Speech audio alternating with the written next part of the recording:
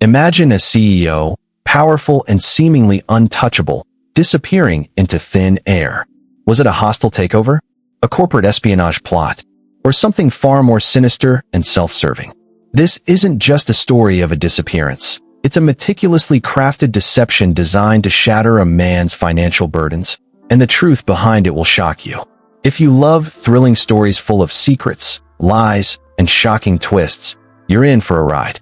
Don't forget to subscribe, share, and like this story to keep the mystery alive and support more amazing tales like this one.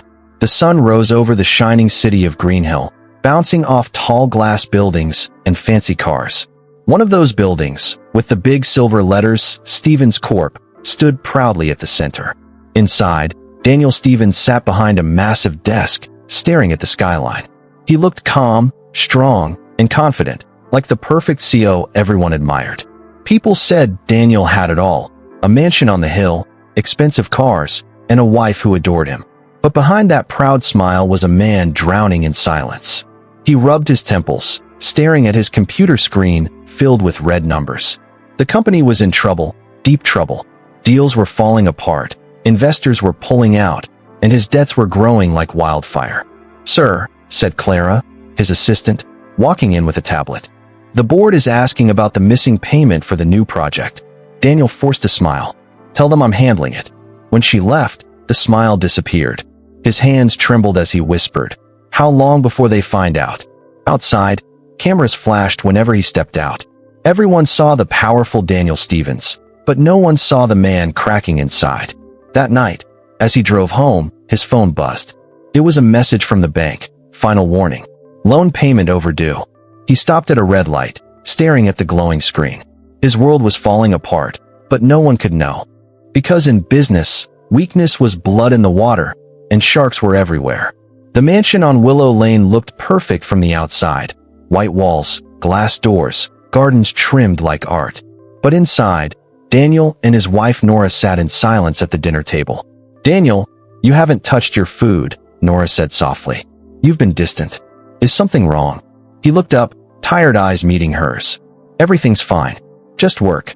But she wasn't convinced. She reached for his hand, but he pulled away. "You always say that," she whispered. "We used to talk about everything." Daniel stood and walked to the window. "You wouldn't understand," he muttered.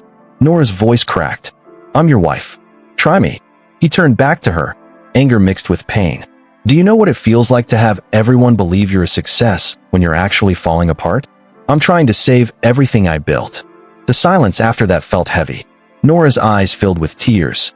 "You're losing yourself, Daniel." When she left the room, Daniel sank into a chair. He stared at the wall, heart pounding. He knew she was right. He was losing himself. But he couldn't stop. He couldn't fail. Not now. He opened his laptop again, looking at his company's files.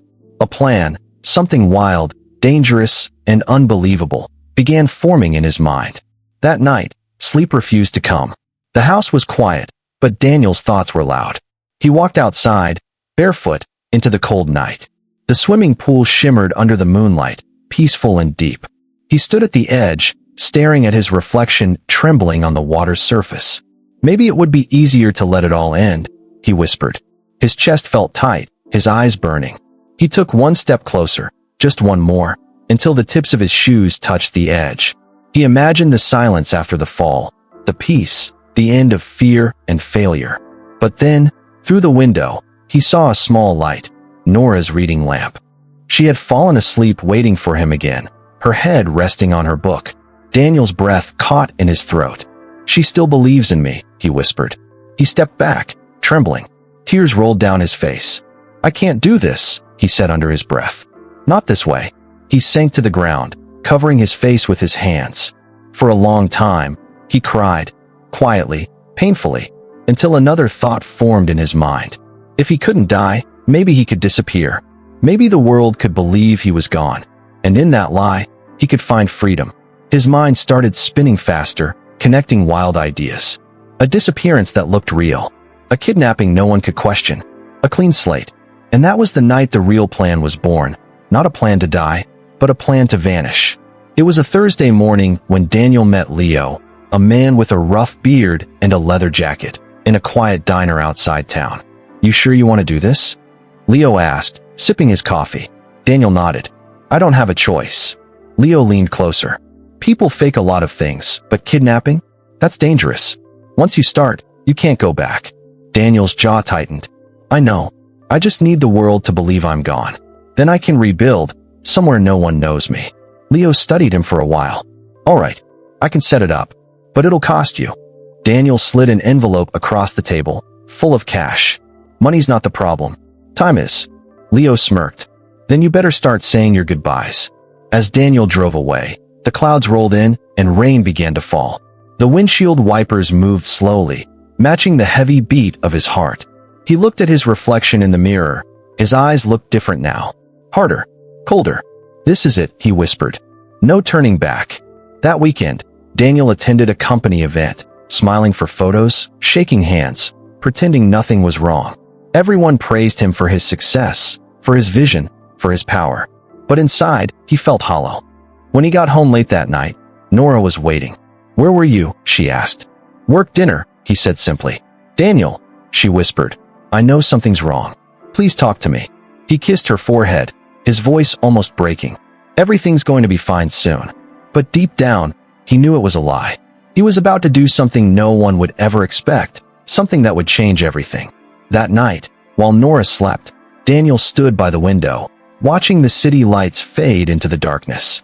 He held his phone tightly, scrolling through messages from Leo. Tomorrow, the message read, is the perfect time. A crowd. Cameras. Confusion. Daniel's heart pounded.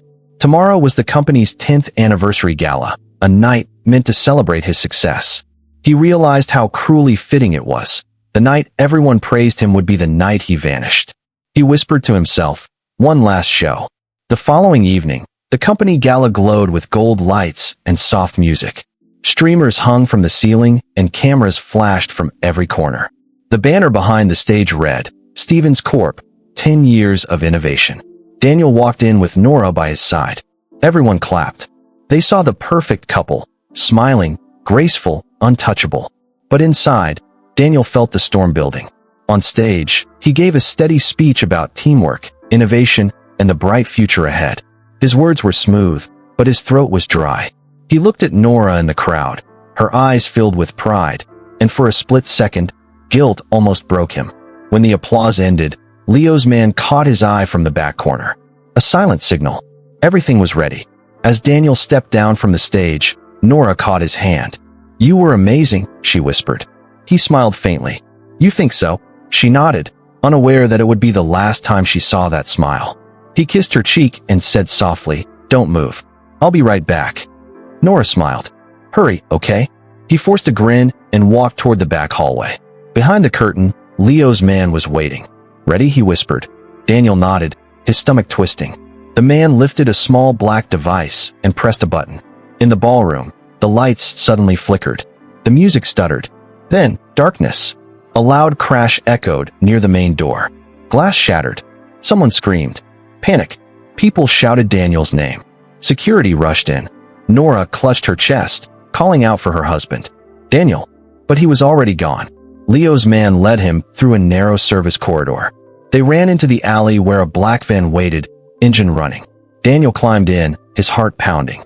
As the van sped off, he glanced back once through the window, the hotel glowing behind them, sirens already on their way.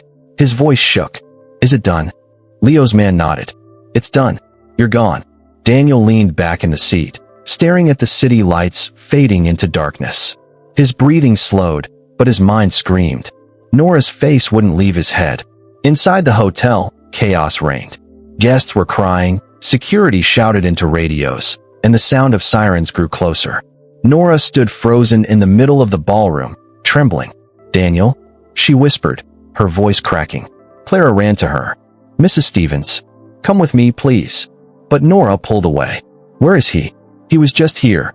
When the police arrived, they found a cufflink on the floor near the side door, Daniel's. There were faint drops of blood, too, just enough to make it look real. Reporters outside shouted questions as the officers cordoned off the area. Is it true the CEO has been kidnapped? Was this an attack? Who's behind it? By midnight, the story had exploded. CEO Daniel Stevens missing in shocking gala incident. Nora sat in the back of an ambulance, wrapped in a blanket, staring into nothing. Her heart felt empty. "He was right here," she kept saying. "He said he'd be right back." Detective Ryan Holt arrived on scene, sharp-eyed and calm. "Get me all the camera footage," he told his team. "And check that back hallway." Something about the scene bothered him. Too clean. Too sudden. Too perfect. He watched the crowd of crying faces and whispered under his breath, "This isn't just a kidnapping." Miles away, Daniel sat in a dimly lit motel room. The TV flickered, showing his own face on the news. His hands trembled as he heard Nora's voice crying through the speakers. He turned off the TV. The silence felt like punishment. Leo entered quietly. "You're officially gone, my friend. The city's losing its mind. You did it." Daniel didn't respond. He looked out the window at the rain falling in streaks. "Yeah," he said softly. "I did it." But deep down, he knew he hadn't escaped anything. He had only built a darker kind of prison, one made of lies, guilt, and shadows. The city buzzed with confusion the next morning. News headlines screamed, "CEO Daniel Stevens missing after gala. Police investigate possible kidnapping of Green Hill businessman." Detective Ryan Cole stood at the entrance of the luxury hotel where the gala had taken place. He was tall, sharp-eyed, and calm, the kind of man who noticed the smallest details. "Last seen around 10:45 p.m., said one of the officers. His wife said he went to the restroom and never came back. Ryan nodded, glancing at the security footage. Daniel was seen walking toward the exit, alone. No one followed him. No struggle. Just gone. "Strange," Ryan murmured. Kidnappers don't usually wait for the victim to step outside alone. At the Stevens mansion, Nora sat on the couch, trembling. Her eyes were red from crying. Clara sat beside her, holding her hand. "I don't understand," Nora whispered. "He was fine yesterday. We were dancing, smiling. Then he just disappeared." Clara swallowed hard. Maybe someone wanted to hurt him, maybe from the business. Before Nora could answer, the house phone rang. She froze. Clara picked it up. A distorted voice came through the speaker. "We have Daniel Stevens. If you want him alive, prepare $5 million. You have 72 hours. Then, click. The line went dead. Nora gasped, covering her mouth. Clara's hands shook. We have to tell the police." When Detective Ryan heard the recording, his brow furrowed. $5 million, he repeated. No details, no proof of life. HM. He leaned closer to the audio. Sounds like a voice changer. Too clean. Too rehearsed. Meanwhile, far away in a dim warehouse, Daniel sat tied to a chair, pretending to be terrified. Leo stood beside him, chewing gum. "You're a good actor," he said with a smirk. Daniel glared. "Just stick to the plan. I disappear, they panic, and after a few weeks, you find me. Then I vanish for good." Leo chuckled. "Relax, boss. I got this." But Daniel didn't like the tone in Leo's voice. Something had changed. The man who once seemed loyal now looked colder, more in control. Hours passed.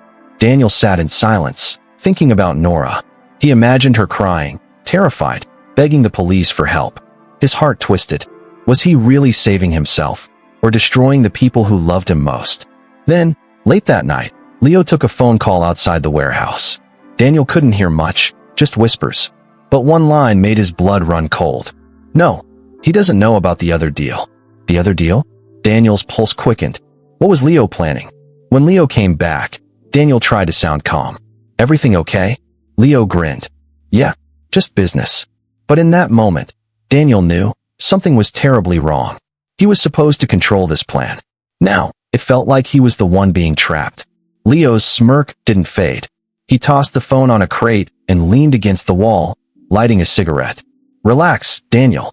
2 more days, and you'll be free." Daniel tried to read his face. "Who were you talking to?" Leo blew out smoke. "Someone who's making sure you disappear for real." Daniel frowned. "That wasn't part of the plan." Leo laughed softly. "Plans change." Daniel's stomach twisted. The ropes around his wrists suddenly felt tighter. He glanced at the small window high above the floor, gray light sneaking through. The air in the warehouse was thick and cold. Far across the city, Detective Ryan was already connecting threads. He sat at his desk, flipping through Daniel's financial records. 3 unpaid loans, sudden insurance increase. "And look at this," he said to his partner. "A recent cash withdrawal of exactly the ransom amount." His partner whistled. You think the CEO staged his own kidnapping? Ryan tapped his pen. I think we're not looking for kidnappers. We're looking for a performance. Back in the warehouse, Leo stepped closer. You wanted a new life, didn't you? No debts, no board meetings. You'll get it, if you do what I say. Daniel looked up, fear spreading through him. What do you mean? Leo crouched beside him, his voice low. The ransom? That's real money now. I'm taking it. You'll stay here until I get it. Then maybe you'll walk out alive. Daniel's heart pounded. You're insane. This was supposed to be fake. Leo grinned. It was.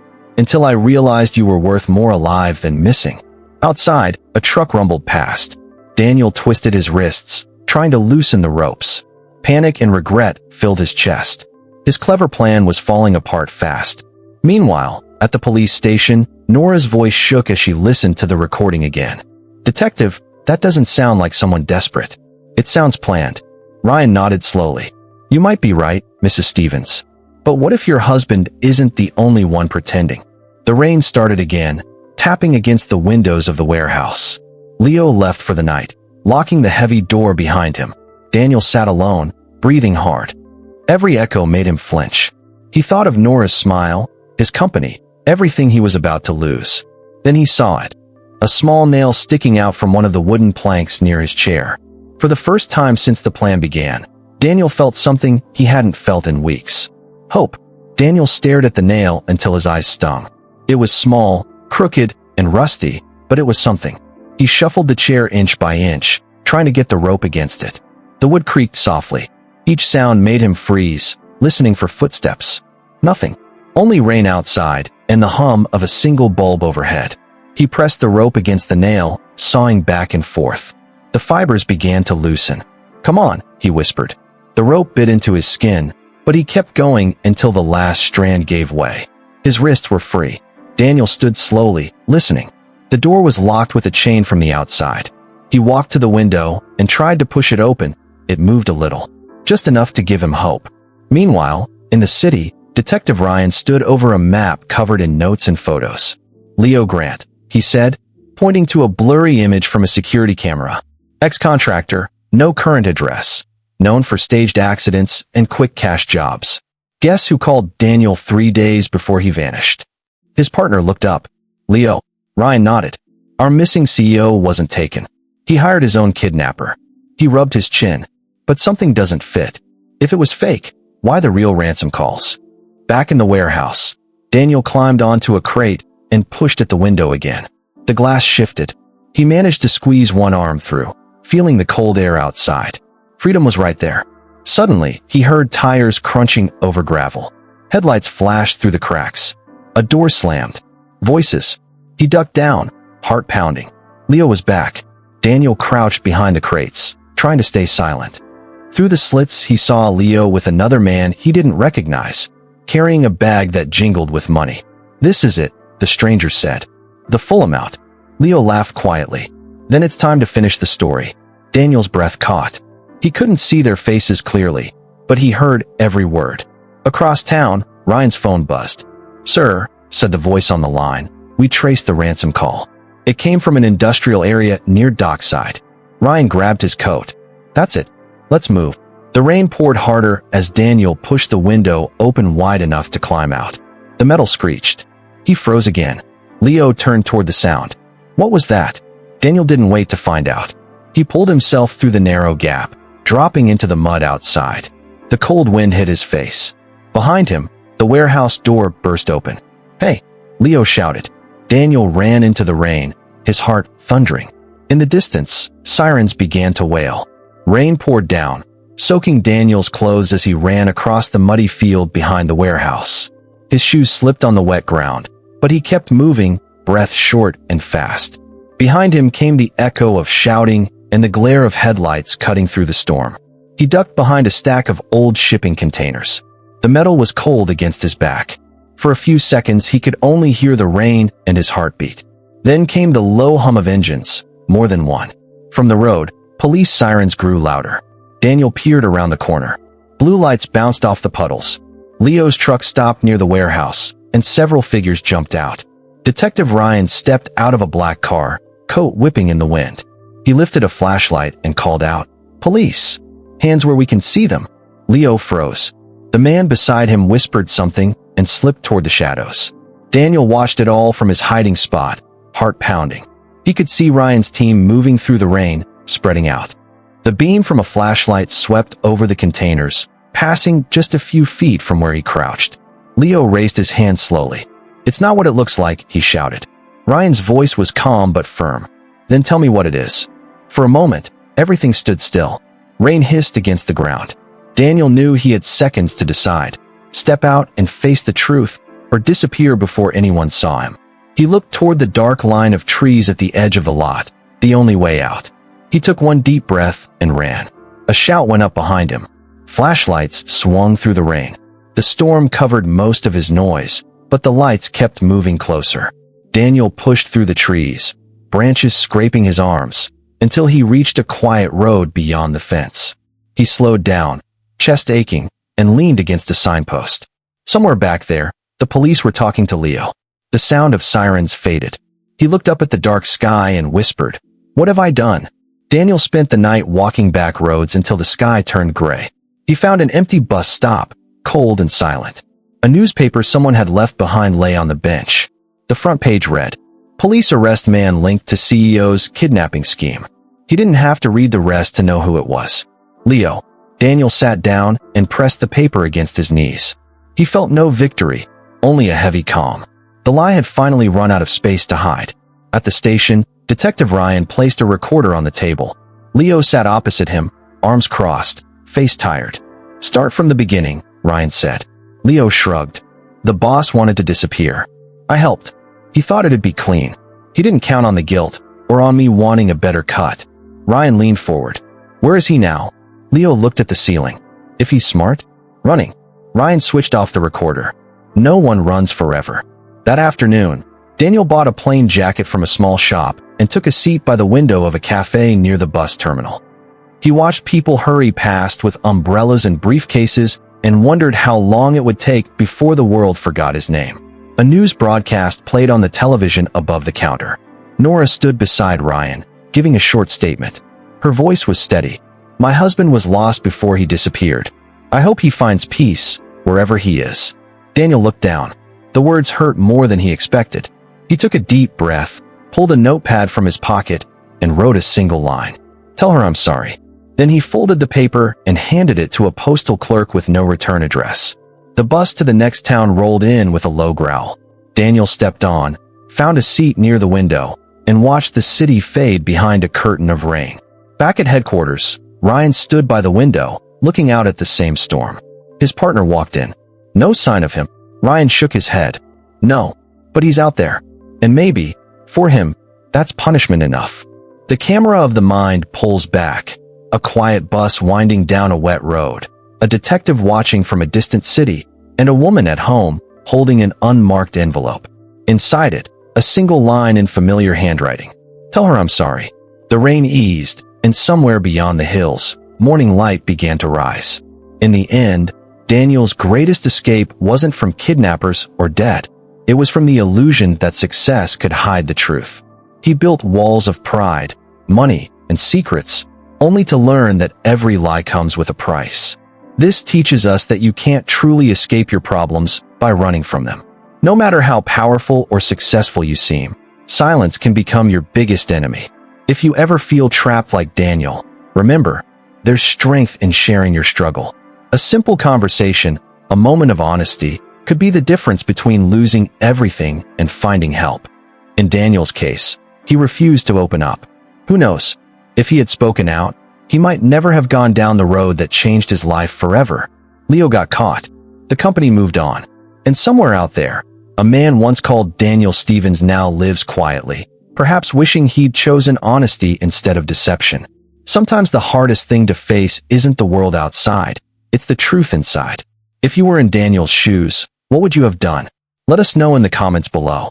And if this story made you think, don't forget to like, share, and subscribe for more stories that remind us how fragile power and redemption can be.